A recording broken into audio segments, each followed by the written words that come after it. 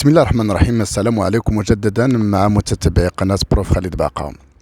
ذات يوم طرح علي السؤال: كيف سنحارب المعضلة التي تهدد وتنخر جسد الدول النامية والمتمثل في الفساد الإداري والرشوة والمحسوبية في ظل العولمة؟ الجواب على ذلك، رغم أن الشفاء لن يكون شفاء كاملا لهذه الظاهرة التي تهدد الكيان وتهدد المجتمعات خاصة بالدول النامية. هذه الظاهرة الخطيرة التي هي الفساد والمحسوبية والزبونية وكذلك المحاباة، من بين الحلول التي هي فعالة جدا وأساسية التي تبعد الأيادي الطولة التي تمتد لنهب خيرات ولكي تشيع الفاحشة الخاصة بالسرقة والنهب في الإدارات مركزيا ومحليا ووطنيا، وثم أيضا في علاقتها مع الدول على المستوى الدولي.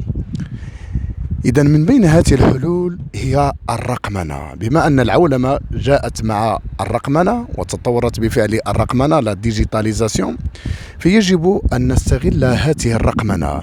هي تبعد الإنسان الذي له خبرة في السرقة والنهب وكذلك المافيات. إذن الرقمنة أحسن وظيفة لإبعاد الأيادي الطاولة والأيادي التي تسرق وتنهب خيرات المجتمع.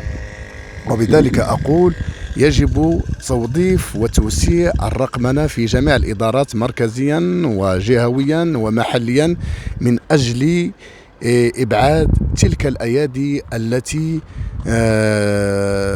تخسر وتضيع التنمية محليا ووطنيا وجهويا ودوليا. الرقمنة هو السلاح شيئا ما، رغم أنه هو ليس بالشفاء الكامل، ولكنه يساعد في محاربة الفساد. إذن الرقمنة يجب تعميم الرقمنة وكذلك تكوين المجتمع على ذلك من أجل أن يسيرها. إذن الرقمنة من بين الحلول الأساسية لمحاربة الفساد. تحية طيبة.